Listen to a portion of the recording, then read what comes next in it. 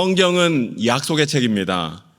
창세기부터 하나님의 약속으로 시작해서 요한계시록 마지막까지 약속으로 끝나고 있는데 성경의 마지막 약속이 무엇입니까? 주님이 내가 진실로 속히 오리라. 예수님의 약속으로 성경 66권의 대단원의 막이 맞춰지고 있는 것을 보게 되죠. 이와 같이 성경은 약속으로 시작하여 약속으로 끝나고 있는 것을 보게 됩니다. 하나님이 오늘 우리에게 많은 약속을 주신 줄로 믿습니다.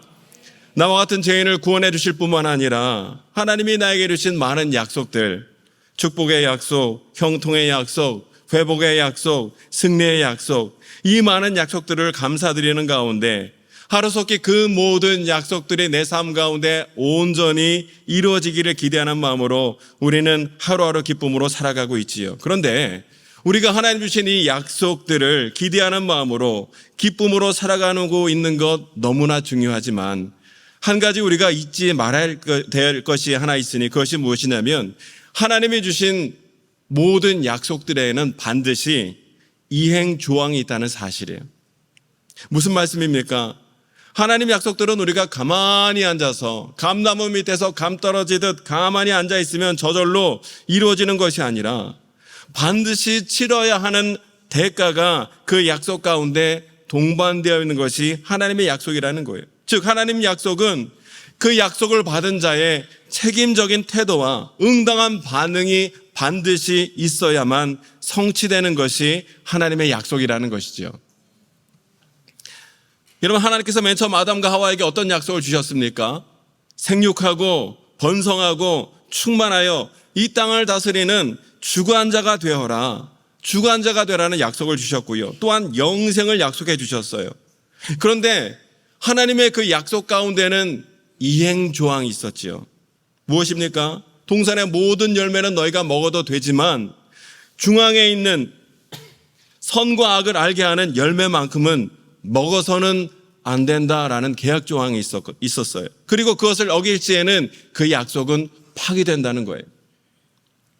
그런데 아담과 하와는 어떻게 되었습니까? 그 계약 조항을 끝까지 지키지 못했고 그로 인하여 영생에 대한 약속은 파기되고 그 약속에 사망의 어두운 그림자가 드리워지고 말았어요. 여러분, 만약에 나와 하나님 사이에 맺어진 약속이 파기가 되었다면 그것은 주로 누구 책임이에요? 주로가 아니라 거의 100% 나의 책임이에요. 하나님께서는 신실하시고 전능하시기 때문에 우리에게 주신 모든 약속에 대하여 어떠한 불가능한 상황 속에서도 끝까지 그 약속을 지키시는 신실한 분이 우리 하나님이신 반면 우리는 어떻습니까? 조그마한 문제와 어려움이 생기면 금방 하나님의 약속을 잊고 깨트리고 파괴시키는 것이 언제나 우리들이었다라는 것이죠. 여러분, 하나님은 신실하지만 나는 신실하지 못하고요. 하나님은 부지런하시지만 나는 부지런하지 못하며 하나님은 첫 마음을 끝까지 지키시는 분이지만 나는 중간에 계속 마음이 죽을 듯 변하는 것이 우리들의 마음이라는 거예요.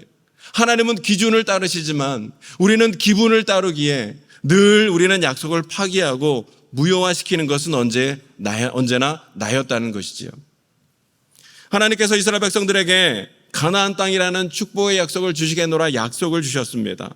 400년이 넘도록 자신의 땅을 한 번도 한 평도 가져보지 못한 백성들이었으니 그 약속을 받았을 때 이스라엘 백성들이 얼마나 기뻤겠습니까? 그래서 이스라엘 백성들은 하루라도 그 약속의 땅을 얻기 위하여 전속력으로 광야길을 진격해 들어갔을 거예요.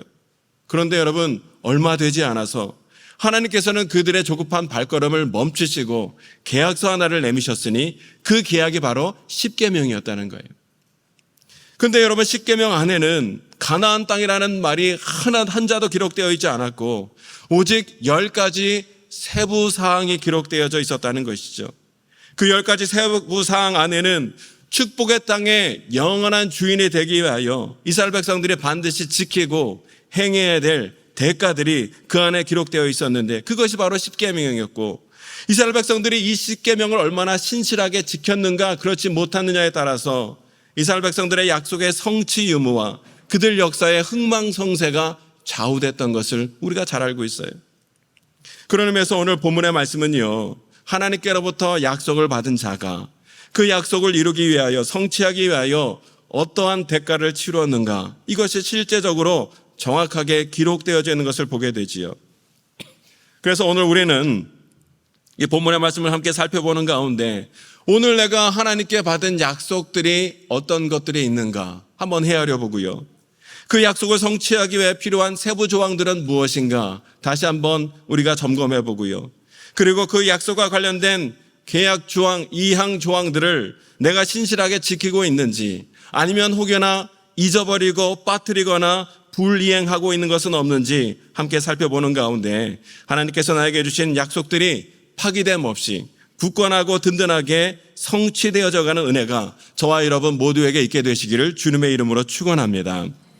오늘 본문의 말씀을 보면 느헤미야가 등장하지요. 느헤미야도요, 하나님께로부터 거부할 수 없는 약속을 하나 받은 것이 있으니 그것이 그 약속이 느헤미야 2장 12절에서 이렇게 기록되어져 있습니다. 함께 읽어보실까요? 시작. 내 하나님께서 예루살렘을 위해 무엇을 할 것인지 내 마음에 주신 것을 내가 아무에게도 말하지 아니하고 밤에 일어나 몇몇 사람들과 함께 나갈새 내가 탄 짐승 외에는 다른 짐승이 없더라. 아멘. 앞부분을 계속 좀 띄워주시기 바랍니다. 여기에 보면 하나님께서 느헤미야에게 주신 약속이 짧지만 분명하게 기록되어져 있는 것을 보게 돼요. 근데 여러분, 이 말씀이 오늘 우리에게 너무나 중요한 말씀으로 다가옵니다. 왜 그러냐면, 이 말씀이 왜 중요하냐면, 이 말씀은 하나님이 느헤미야가 하나님께로부터 어떤 약속을 받은 것이기 때문에 중요하기도 하지만, 이 말씀이 오늘 우리에게 중요한 것은 오늘 내 마음속에 내가 하나님께 받은 약속이라 믿는 가운데 붙들고 있는 그 마음의 소원들이 과연 하나님께로부터 받은 약속인지 아니면 내 감정과 기분의 산물인지를 판별해주는 판별법이 되고 있기 때문에 이 말씀이 오늘 우리에게 너무나 중요한 말씀이라는 거예요. 그러면서 오늘 하나님께서 느헤미야에게 주신 이 약속의 말씀을 근거로 하나님이 우리에게 약속을 주실 때 그 약속들에는 어떠한 특징이 있는가, 네 가지를 먼저 좀 간단하게 살펴보기를 원하는데, 첫 번째로 이 약속을 보면요, 내 하나님께서 하고 시작하고 있죠. 말씀을 띄워주세요. 내 하나님께서 하고 시작이 되고 있습니다. 약속을 주시는 분이 누구라는 거예요? 하나님이 약속을 주시는 분이라는 거예요. 약속의 계약자는 하나님이라는 거예요. 둘째로 예루살렘을 위하여, 약속의 내용은 예루살렘을 위한 것, 즉 나의 나라가 아니라 하나님 나라를 위한 것이 하나님이 우리에게 주신 약속이라는 거예요. 세 번째, 내 마음에 주신 것. 약속의 전달 방식은요, 하나님은 내 마음의 심령의 약속을 주신다라는 거예요. 하나님은 우리에게 약속을 주실 때에 내 기분에, 내 감정의 약속을 주시는 것이 아니라 내 마음속에, 내 심령에 약속을 주신다는 것이고요. 네 번째, 아무에게도 말하지 아니하고, 약속을 이루는 이행 방식은 다른 사람들에게 떠벌리는 것이 아니라 아무에게도 말하지 아니하고 은밀히, 비밀히 그 약속을 이루어 가시는 것이 하나님이 우리에게 주시는 약속의 특징들이라는 거예요. 이것을 좀 더 자세히 살펴보면서 함께 은혜를 나누길 원하는데요, 하나님이 우리에게 주신 약속 첫 번째 특징은 이제 보여주시죠. 내 하나님께서 하고 시작하고 있어요. 내 하나님께서. 약속의 출처가 누구라고요? 하나님이라는 거예요. 하나님이 주신 약속이라는 거예요. 때문에 내가 지금 내 마음속에 하나님께서 주신 약속이라며 붙들고 있는 것이 정말 내 기분과 감정의 산물이 아니라 하나님께서 주신 약속이라면 그 약속의 내용이 결코 하나님의 성품, 하나님의 속성에 위배돼서는 안 된다는 거예요. 만약에 어떤 분이 하나님이 나에게 물질의 약속을 주셨습니다. 물질의 축복을 주시라 약속해 주셨습니다. 나는 하나님이 물질의 약속을 주시라는 약속을 내가 붙들고 있습니다. 그래서 그 약속을 내가 이루기 위하여 나는 복권을 삽니다 하면서 매주마다 무슨 로또 복권을 매주마다 사고 있다면, 세상에 사행성 극치인 복권을 매주 사고 있다면, 여러분 그것이 하나님의 속성, 하나님의 성품에 부합하는 것입니까? 그렇지 않다는 거예요. 하나님이 주신 약속이기에 내가 붙들고 있는 약속은 반드시 하나님의 성품, 하나님의 속성에 위배됨이 없어야 한다는 거예요. 왜요? 우리에게 약속을 주시는 분은 하나님이기 때문에. 두 번째, 하나님이 우리에게 주신 약속의 두 번째 특징은 예루살렘을 위하여라고 말씀하고 있어요. 두 번째 특징은 계약 내용인데요. 하나님이 주신 약속의 내용은 하나님 나라를 위한 것이어야지 나의 나라를 위한 것이 되어서는 안 된다는 거예요. 여러분, 느헤미야는요, 바사 왕국의 고위 공직자였습니다. 저 멀리에 있는 작은 나라의 수도 예루살렘 성벽 재건 따위는 신경 쓰지 않아도 먹고 사는데 전혀 지장이 없는 직위에 있던 사람이 느헤미야였다는 거예요. 이 예루살렘 성벽 재건에 신경을 쓰는 일은 오히려 자신의 안정된 삶과 자신의 공무에 방해가 되는 일이었죠. 때문에 예루살렘 성벽 재건에 대한 약속은 하나님 나라에는 유익한 사역이었는지 몰라도 느헤미야 개인을 위한 약속은 아니었다는 거예요. 내 가정, 내 직장, 내 삶에 유익한 사역이 아니었지요. 그럼에도 불구하고 느헤미야는요, 이 일에, 예루살렘 성벽을 재건하는 일에 자신의 온 삶을 다 바치는 자가 되었다는 거예요. 왜 그렇습니까? 예루살렘 성벽 재건하는 일은 하나님 나라를 위하여 하나님이 나에게 주신 약속이라는 것을 느헤미야는 깨인 영성으로 깨달아 알았기 때문이라는 거예요. 하나님 주신 약속은 나의 나라를 위한 것이 아니라 하나님 나라를 위한 것으로 주어진다는 것이에요. 세 번째로 하나님의 약속은 내 마음에 주신 것을 하고 말씀하고 있습니다. 내 마음에 심겨지는 방식으로 하나님의 약속이 임하게 된다는 것이죠. 여러분, 하나님께서 우리에게 주시는 약속은요, 내 감정이나 내 기분이나 내 오감을 통해서 주시는 것이 아니라 하나님께서 우리의 심령 가운데 심어주시는 방법으로 하나님의 약속이 우리에게 임하게 된다는 거예요. 그래서 이 부분을 옛날 성경 개역 한글에 좀 더 분명하게 번역을 하고 있는데 그 부분을 함께 읽어보실까요? 개역 한글로 시작. 내 하나님이 내 마음을 감화하사. 하나님이 우리에게 약속을 주실 때에, 우리 심령에 약속을 주실 때 우리의 마음을 어떻게 하신다고요? 감화시키신다는 거예요. 여기에 나오는 감화라는 말의 뜻이 무엇이냐면 좋은 영향을 받아서 내 생각이나 감정이 바람직한 방향으로 변화되는 것이 바로 감화라는 거예요. 여러분, 우리가 하나님과 하나님 말씀에 영향을 받으면 어떻게 됩니까? 내 생각이, 내 감정이 하나님 보시기에 바람직한 방향으로 변화되게 되어 있다는 거예요. 이거를 가리켜 감화라는 것이죠. 내 기분과 내 감정이 아니라 내 기분, 내 감정 좋게 변하는 것이 아니라 하나님 보시기에 바람직한 방향으로 내 감정과 기분 모든 것들이 바뀌어지게 되어 있더라는 거예요. 하나님이 우리의 심령 가운데 약속을 주실 때는 우리의 마음을 감화하사 우리의 마음을 감동 감화 변화시켜서 하나님이 기뻐하시는 뜻대로 우리의 마음을, 우리의 삶을 그렇게 이끌어 가시며 하나님 주신 약속을 성취시킨다는 거예요. 때문에 여러분, 하나님께로부터 약속을 받은 모든 사람들은요, 그 생각이나 감정이 현재 자신이 처한 상황과 환경과 상관없이 하나님 보시기에 합당한 형태로 질서가 바로잡히게 되어 있다는 거예요.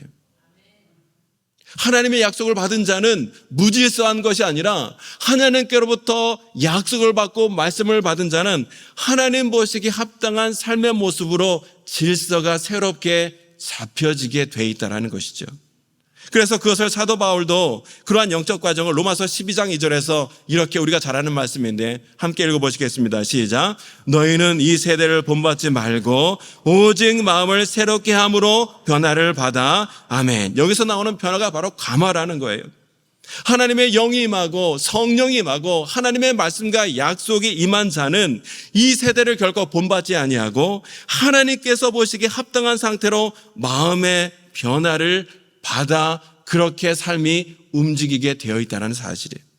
성령이 임하고 하나님의 약속이 임하면 내 삶이 감화 감동 변화되어 하나님 기뻐하시는 뜻대로 우리의 삶의 질서가 새롭게 잡히게 될 줄로 믿습니다. 왕이 되기 전 사울은요, 지극히 평범한 삶을 살고 있었어요. 그날도 아버지의 잃어버린 나귀를 찾아 자신의 온 신경과 정신을 거기에 집중하며 나귀를 찾고 있었던 것이 사울이지요. 그런데 그런 사울에게, 나귀를 찾고 있던 사울에게 하나님이 사무엘을 통하여 나타나셔서 엄청난 약속을 주시죠. 무슨 약속을 주십니까?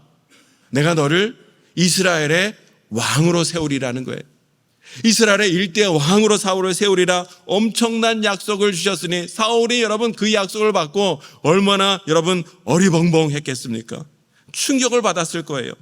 그리고 나서 성경은 그 다음 장면을 이렇게 말씀하고 있는데, 사무엘상 10장 9절 말씀을 함께 읽어보겠습니다. 시작. 그가 사무엘에게서 떠나려고 몸을 돌이킬 때에 하나님이 새 마음을 주셨고 그날 그 징조도 다 응하니라. 아멘. 하나님께서 자신을 이스라엘의 왕으로 세우시겠노라는 엄청난 약속을 듣고 충격에 빠져 어리벙벙하고 있던 사울에게 하나님이 무엇을 주셨다고요? 새 마음을 주셨다는 거예요. 새 마음을 주시고 새 마음으로 감동 감화하사 하나님 보시기에 합당한 마음으로 삶으로 그를 변화시킴으로 그를 통하여 이스라엘의 왕으로 세우시고 하나님의 역사를 이루어 가셨다는 것이죠. 우리나라가 6.25 전쟁 이후에 참 못 사는 나라였지요. 이런 나라의 정권을 잡은 박정희 대통령이 우리가 어떻게 하면 부국강병한 나라가 될 수 있을까 고민하다가 조윤기 목사님에게 자문을 구했다는 거예요. 목사님, 어떻게 하면 우리나라가 잘 사는 나라가 될 수 있겠습니까? 그랬더니 조윤기 목사님이 내놓으신 솔루션이 뭐예요?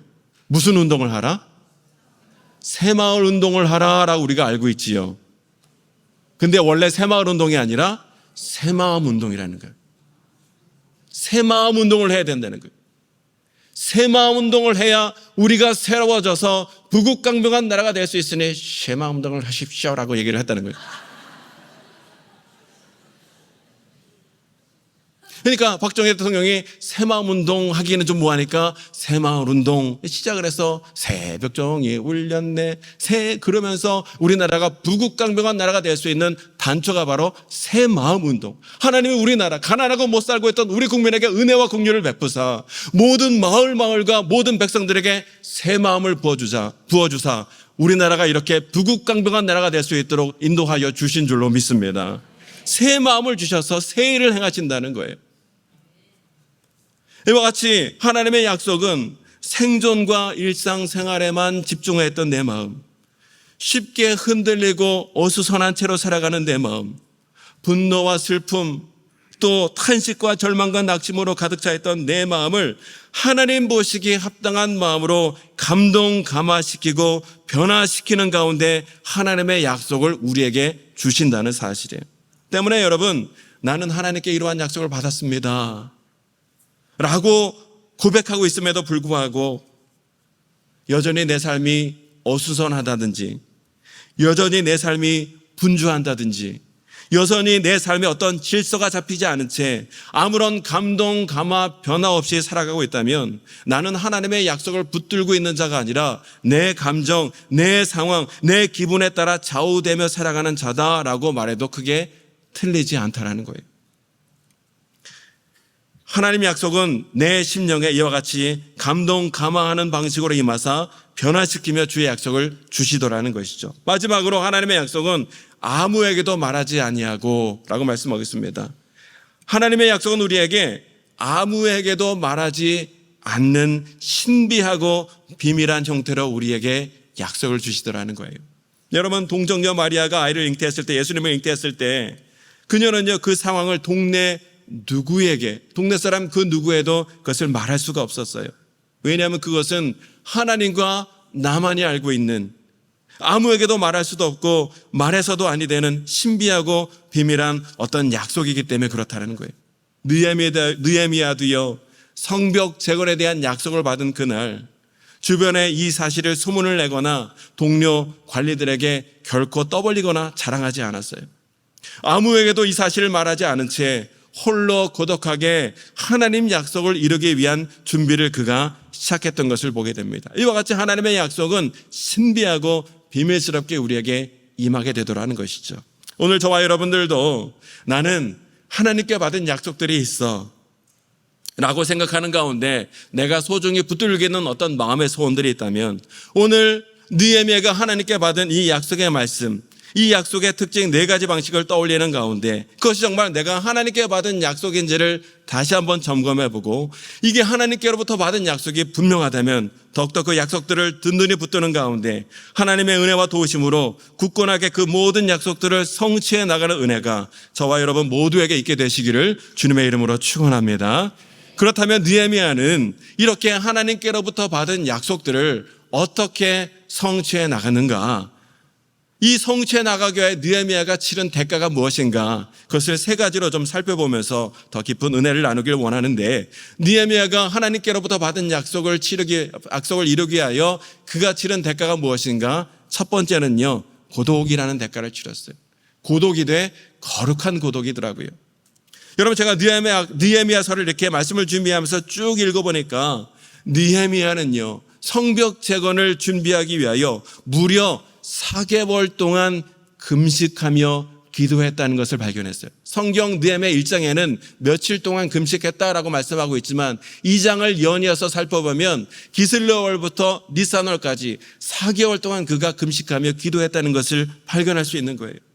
여러분, 느헤미야는 바사 왕국의 고위 관료이기 때문에 예루살렘의 성벽 제거하는 일, 그런 일들은요, 마음만 먹으면 얼마든지 자신이 가진 권세와 힘으로 금방 그 일을 진행할 수 있는 사람이 바로 느헤미야였어요. 그런데 느헤미야는 이 일을 위하여 무려 4개월 동안 하나님 앞에 바짝 엎드려 금식하며 기도하며 이 일을 준비하고 있었다는 것이죠. 여러분, 느헤미야가 이렇게 오랫동안 하나님 앞에 금식하며 기도했던 이유가 무엇입니까? 하나님의 약속은요, 아까도 말씀드렸듯이 신비하고 비밀스러운 어떤 것이기 때문에 그렇다는 거예요. 그게 무슨 말씀입니까? 하나님의 약속은요, 사람의 생각과 사람의 방법으로 간단하게 뚝딱 해치울 수 있는 그런 어떤 것이 아니라 하나님이 주신 그 비밀스럽고 신비한 약속들은요, 하나님이 풀어주시고 하나님이 이끌어주시고 하나님이 행해주시는 그 은혜의 과정이 있어야만 풀어지고 해결되고 행해지는 것이 바로 하나님의 약속이기 때문에, 그것을 너무나 잘 알고 있는 느헤미야는요, 세상이 아니라 하나님 앞에 바짝 엎드려 금식하며 기도하는 가운데 하나님의 은혜, 하나님의 도우심, 하나님의 인도하심을 구하기 위하여 간절한 마음으로 금식하며 기도하며 그가 나아가고 있었다는 거예요. 무려 4개월 동안 금식을 병행하며 기도했으니 여러분, 그 과정이 얼마나 힘들었겠습니까? 얼마나 어려웠겠어요? 얼마나 고독했겠습니까? 그러나 그 고독은요, 그냥 고독이 아니라 거룩한 고독이었고, 그 고독은 하나님의 능력을 덧입는 고독이 되었다는 거예요. 느헤미야 이 거룩한 고독을 통하여 예루살렘 성벽 재건이라는 약속이 성취되었다라고 말해도 결코 과언이 아니라는 거예요. 성벽 재건이라는 약속을 성취하기 위하여 느헤미야가 바로 이 거룩한 고독이라는 대가를 치렀다는 거예요. 제가 담임 목사님을 옆에서 보좌하면서 섬기면서, 모르겠어요, 다른 분들은 목사님이 이 큰 교회 담임 목사님이시니까, 서산시 기독교연합회 회장님이시니까 좋겠다라고 말씀하시는 분이 혹 있는지 모르겠는데, 제가 옆에서 볼 때는요, 목사님 참 고독해 보여요. 힘들게 보여요. 외롭게 보여요. 사모님이 같이 이렇게 해서 이렇게 외로우신 게 아니라 이 사역을 하기 위하여 목사님이 얼마나 많은 사역을 합니까? 가정을 위하여, 다음 세대를 위하여, 나라와 민족을 위하여, 우리 교회를 위하여 많은 사역을 함에 있어서 아무리 외쳐대도 듣는 사람이 없는 거예요. 지금이야 많은 사람들이 같이 좀 동역자로 세우는 사람들이 있었지만 초창기 1, 2, 3년 동안은요, 아무리 외쳐도 듣는 사람이 없는 거예요. 오히려 많은 사람들에게 이상한 비판과 비반을 막 받는 거예요. 굳이 목사님 안 하셔도 돼요. 그런데 누가 주신 약속이니까? 하나님이 주신 감동이고 비전이고 약속이니까 욕을 먹던, 누가 비판을 하던, 외롭고 힘들고 고독하던 그 일을 계속 해나가시는 것을 옆에서 보고 많이 배웁니다. 제가 이 이야기를 좀 길게 준비했는데 자칫하다가 부목사와 담임 목사님 말씀드리면 이렇게 아부하는 것처럼 들릴 것 같아서 제가 요정도에서 마무리를 하는데, 아무튼 목사님 힘들지 않도록 우리가 기도로 중보해야 될 줄로 믿습니다. 제가 동지방, 서지방 때 체육대에 있었던 일을 꼭 하고 싶었지만 이게 자칫하면 이게 좀 아부성 발언이 되기 때문에, 아무튼 목사님이 여러 가지로 아주 힘드시지만 고독하시지만 계속 기도하면서 밀어붙이기에 우리 교회와 우리 나라와 민족이 그래도 이 정도 든든히 세워져 가는 줄로 믿습니다. 우리가 함께 기도로 함께 중보하며 나가야 된다는 거예요. 여러분, 성경을 보니까 모세도 고독했더라고요. 다윗도 고독했어요. 사도 바울도 고독했어요. 사람의 방법, 세상의 방식을 거부하는 것 자체가 여러분 고독할 수밖에 없는 길이었다는 것이지요. 그러나 그러한 고독이 모세로 하여금, 다윗으로 하여금 사도 바울로 하여금 하나님 주신 사명을 귀하게 이뤄가는 능력이 된 줄로 믿습니다. 그래서 여러분, 이렇게 고독한 시간을 보냈던 느헤미야는 이제 본인이 직접 그 현장의 책임자가 되기로 결단하고 왕에게, 아닥사스다 왕에게 간청을 했겠죠. 왕이시여, 이러저러해서 제가 고국에 들어가 이런 일을 하고자 합니다. 아마 왕이 흔쾌히 허락하리라 생각하지 않고 간청을 드렸을 거예요. 그런데 웬일입니까? 이 청을 들은 아닥사스다 왕이요, 그의 예루살렘 행을 흔쾌히 허락을 해주더라는 거예요. 그냥 허락만 해준 것이 아니라 성벽 재건에 필요한 모든 재원, 물질, 자재들, 이 모든 것까지 다 지원해 주었고요. 그리고 무려 12년 동안 해외 파병 근무를 할 수 있도록 이 모든 것을 다 허락해 주는 파격적인 허락을 아닥사스다 왕이 해주더라는 거예요. 놀라운 일이 아닐 수 없지요. 여러분, 이 놀라운 일이 가능했던 이유가 무엇이에요? 느헤미야의 그 기도, 고독했던 기도, 고독했지만 거룩하고 능력했던 그 기도를 통하여 하나님의 은혜와 역사가 그에게, 그 나라 가운데 임하게 된 줄로 믿습니다.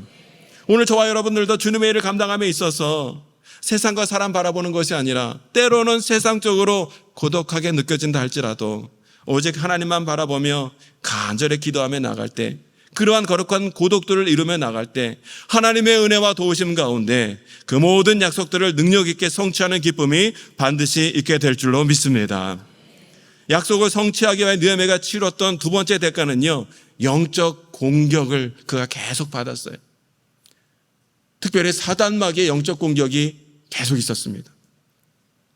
성벽 재건의 역사는요, 처음에는 순탄한 듯 보였지만 그 순탄함은요, 그리 오래가지 못했습니다.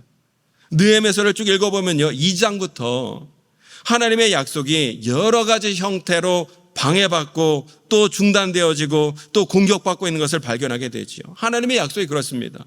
약속을 받은 초기에는 하나님께서 주도적으로 일을 행하시기 때문에 주변의 사람과 주변의 일과 주변의 환경을 통해서 하나님의 일을 행하시기 때문에 처음에는 주님의 일이 순탄하게 잘 진행되어요. 그런데 시간이 조금만 지나면 어김없이 누가 나타나요?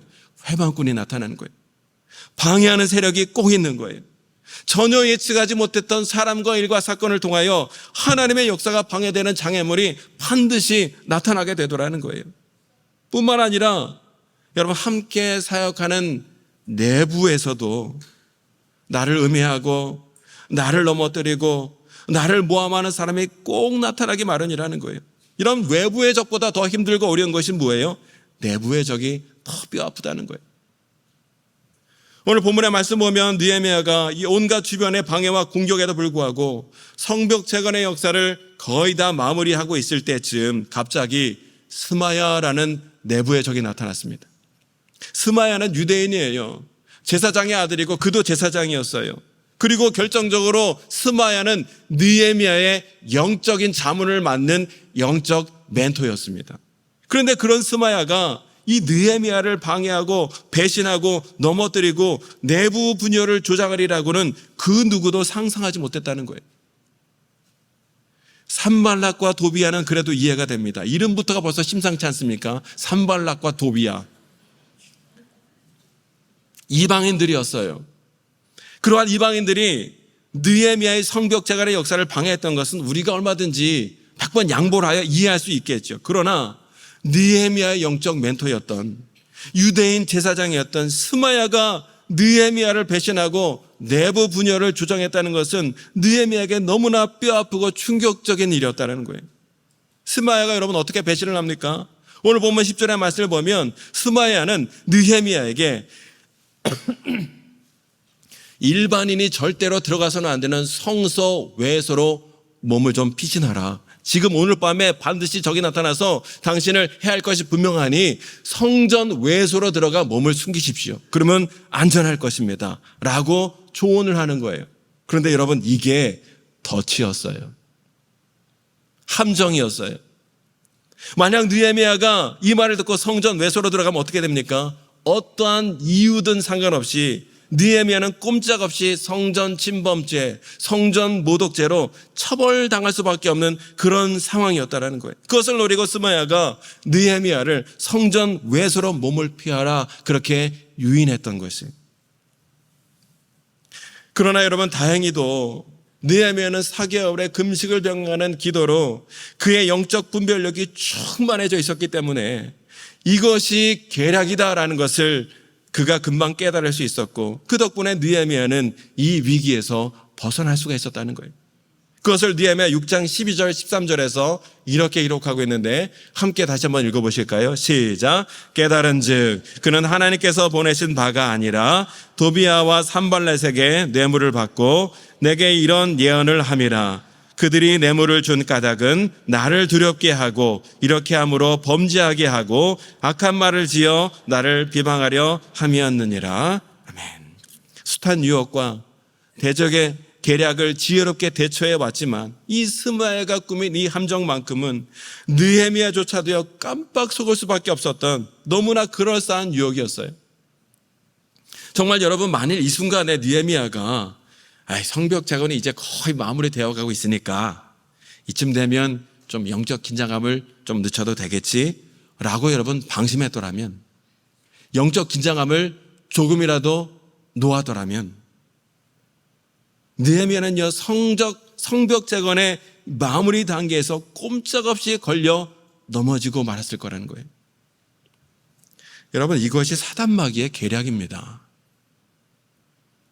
하나님의 약속이 거의 성취되어 갈 무렵, 하나님 약속이 무탈하게 진행되는 것처럼 보일 무렵, 사단은 나로 하여금 영적 긴장을 누출하고 계속해서 유혹하며 사인을 보내는 거예요.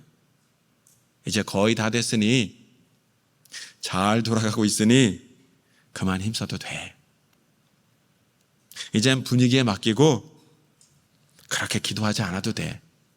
이제 그 사람에게 맡기고 넘겨줘 버려.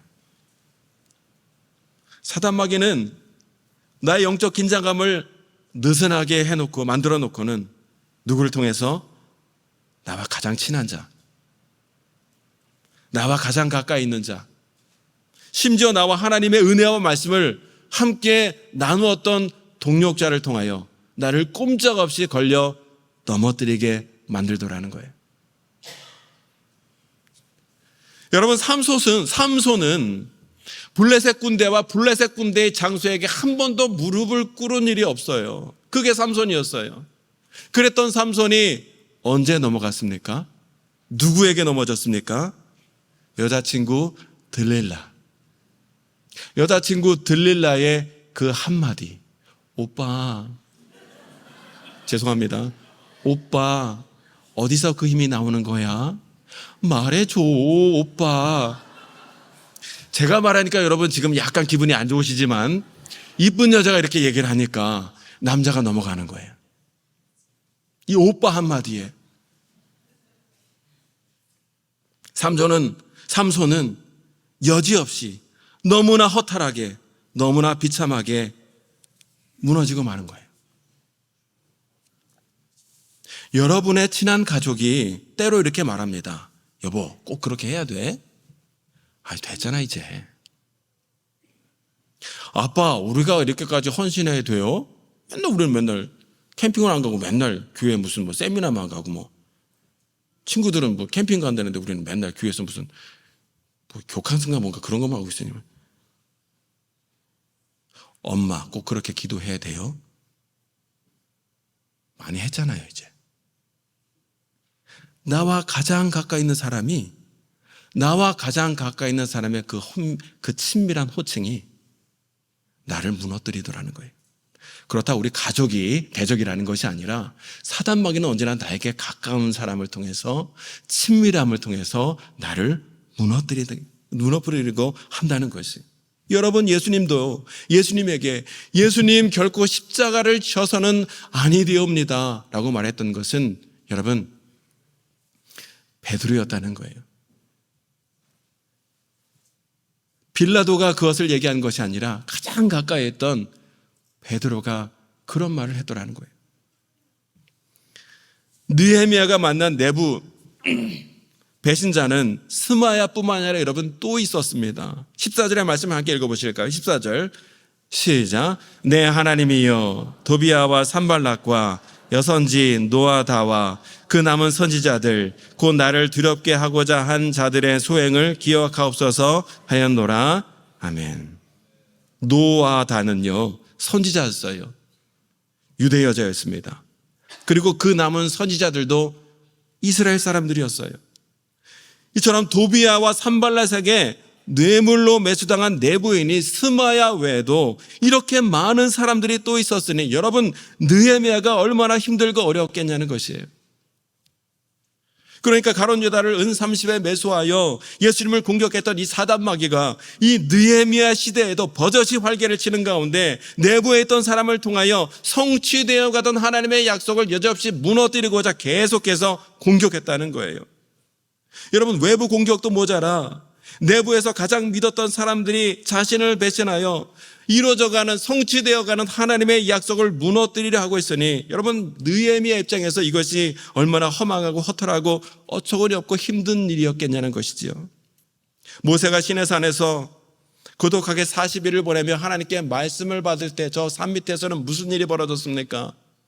백성들의 성화에 못 이겨, 백성들의 강요에 못 이겨 금송아지 만들어 우상 숭배했던 것이 누구였어요? 모세의 형 아론이었다는 거예요. 성벽 재건의 역사가 지내는 동안 여러분, 단기적인 기간 빼고요, 몇 개월 혹은 몇 년에 걸쳐 계속 내부적인 외부적인 공격을 모두 합하면 모두 8번의 공격이 있었다 말씀하고 있는데, 이 말은 다시 말하면 무슨 말이냐면 성벽 재건이 시작될 때부터 마무리될 때까지 계속해서 사단 마귀의 공격과 방해와 유혹이 끊이지 않았다는 것을 말씀하고 있다는 거예요. 그러나 여러분, 이러한 모든 사단 마귀의 영적 공격을 느헤미야는 무엇으로 막아냅니까? 깨어있는 영성으로 모든 공격들을 능히 물리친 줄로 믿습니다. 오늘 저와 여러분들이 기도하는 가운데 영적으로 깨어 있어야 하는 이유가 바로 여기에 있는 거예요. 우리 모두 영적으로 깨어 있는 가운데 사단 마귀의 그 모든 공격들을 우리가 능히 물리치고 하나님의 약속들을 우리가 든든히 성취해 나가는 은혜와 기쁨이 저와 여러분 모두에게 있게 되시기를 주님의 이름으로 축원합니다. 마지막으로 느헤미야가 치렀던 대가는요, 두려움이었다는 거예요. 두려움. 사단 마귀가 하나님의 약속 받은 자들을 외부적으로 내부적으로 계속 끊임없이 공격하는 이유는요, 하나님의 약속 받은 자에게 무엇을 주기 위하여? 두려움을 주기 위하여, 염려를 주기 위하여, 걱정을 주기 위하여 계속해서 공격하더라는 거예요. 이것을 느헤미야는 정확하게 알고 있었고요. 그래서 본문 13절 14절에 보면 계속해서 느헤미야가 뭐라고 말을 하고 있냐면 나를 두렵게 하고, 14절에 보면 나를 두렵게 하고자 라는 말이 계속 나오고 있는 것을 보게 되지요. 사단 마귀는요, 느헤미야를 두렵게 하고자 했어요. 마찬가지로 사단 마귀는요, 오늘 저와 여러분들을 우리의 심령 가운데 두려운 마음을 주기 위하여 계속해서 공격하고 있다는 것이에요. 느헤미야는요, 약속을 받은 자요, 동시에 민족의 지도자였지요. 때문에 여러분, 지도자에게 두려운 마음이 들면 그 두려움은 순식간에 모든 공동체원들에게 퍼지게 되어 있다는 거예요. 이런 부모가 두려워하면 자녀들도 두려워해요. 교사가 두려운 마음에 울면 제자들도 두려운 마음에 울게 되어 있고요. 교회의 영적 지도자의 마음속에 두려운 마음이 들면 모든 성도들에게도 두려운 마음이 들게 되어 있다는 거예요. 여러분, 사람이 두려운 마음, 염려하는 마음을 갖게 되면 하던 일을 멈추게 됩니다. 우리가 하나님의 일을 잘하다가 멈추게 되는 이유가 뭐예요? 갑자기 두려운 마음이 드는 거예요. 염려하는 마음이 생기는 거예요. 아, 내가 이렇게 교회를 섬기다가 내 인생 다 허비하는 거 아니야? 이렇게 물질 흘려보내다가 우리 가정 재정 바닥나는 거 아니야? 이렇게 주님만 바라보다가 내 인생 뒤처지는 거 아니야? 불현듯 이런 두려움과 염려가 우리 마음속에 덜컥 들게 되더라는 거예요. 그렇게 두려움과 염려가 그림자처럼 슬며시 우리 마음속에 생기게 되면 멀쩡하게 잘하던 사역 멈추고 내려놓게 돼 있더라는 거예요. 사단 마귀는 그렇게 어떻게 해서든지 온갖 방법을 다 동원하여 내 마음속에 이 두려운 마음, 염려하는 마음을 계속 심으려 공격한다라는 것이죠. 혹여나 저와 여러분의 마음속에 어떠한 두려움과 염려가 조금이라도 있다면 예수 그리스도의 이름으로 모든 두려움과 염려는 묶임받고 떠나가는 역사가 있게 될 줄로 믿습니다. 진리의 빛으로 우리의 모든 두려움을 다 우리는 쫓아내야 되는 거예요. 하나님은 내 안에 두려움과 염려가 있는 것을 경계하시고요, 오히려 두려움과 염려를 쫓아내기를 원하시는 것이 우리 하나님 아버지의 마음이라는 거예요. 두려움은요, 하나님 마음, 하나님이 주신 마음이 아니라는 거예요. 여러분, 두려움과 염려가 왜 생기는가? 언제 생기는가? 온전한 사랑을 하지 못할 때 두려움과 염려가 생기더라는 거예요. 온전한 사랑을 하지 못하는 게 무슨 거예요? 사랑해야 할 분을 사랑하지 못하고 사랑하지 말아야 할 것을 사랑하는 것이 온전한 사랑을 하지 못하는 것이고, 그때 우리의 심정 가운데 덜컥 두려움이, 걱정이 스며들게 되더라는 것이죠. 여러분 때문에 내 안에 지금 나도 모르는 사이에 두려운 마음이 있고 염려하는 마음이 생기게 되었다면, 여러분 그것을 치유할 수 있는 가장 좋은 방법이 무엇이에요? 무엇을 하면 된다고요? 온전한 사랑을 하면 되는 거예요. 누구를 온전히 사랑해야 되는 거예요? 하나님을 온전히 사랑하고 예수님을 온전히 사랑하면 내 안에 있는 모든 두려움과 염려는 깨끗이 사라지게 되는 줄로 믿습니다. 빛이 임하면 어둠은 물러가게 되어 있는 거예요.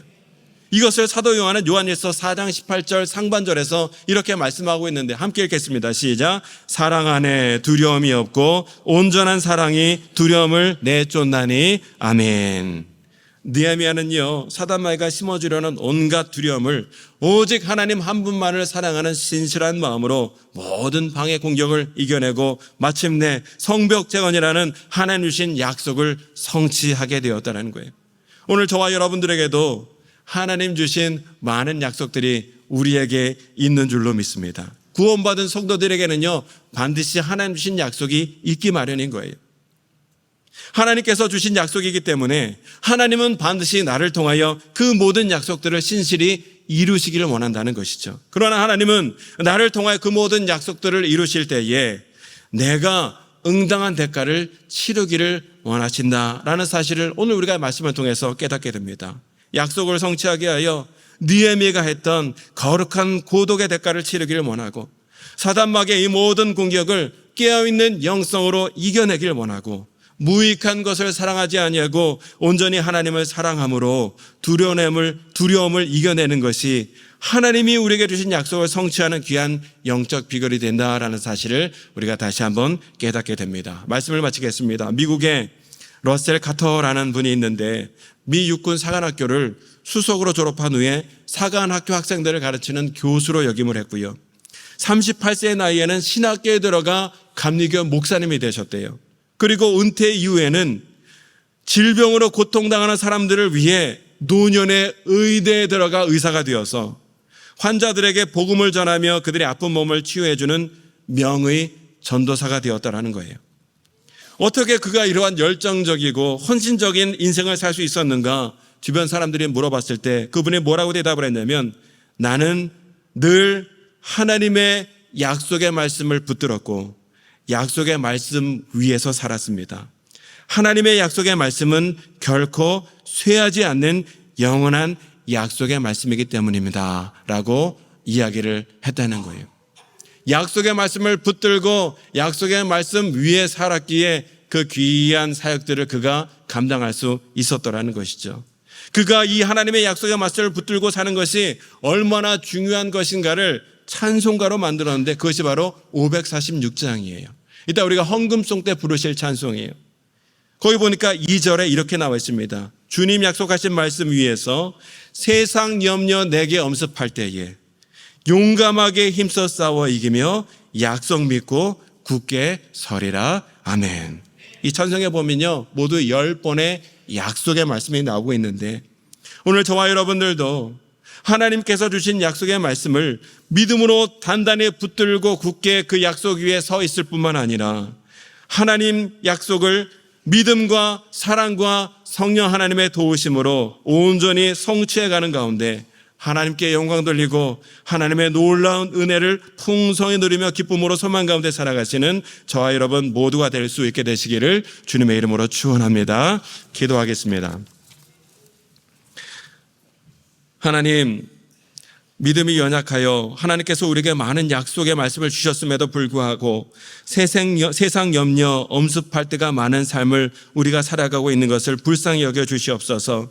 하나님의 약속의 말씀 위에 든든히 서 있기를 원하오니 이 시간에 하나님의 문을 활짝 여사 말씀과 성령과 은혜를 충만하게 부어주셔서 주의 우리에게 주신 약속을 믿음으로 굳건히 붙들게 하여 주시고 성령 하나님의 은혜와 도우심으로 말미암아 그 약속을 이루고 성취하는 가운데 하나님 앞에 영광 돌리며 하나님께서 주시는 은혜의 삶을 살아가는 성도의 삶이 될 수 있도록 은혜와 능력을 더하여 주시옵소서. 감사드리며 예수님의 이름으로 기도합니다. 아멘.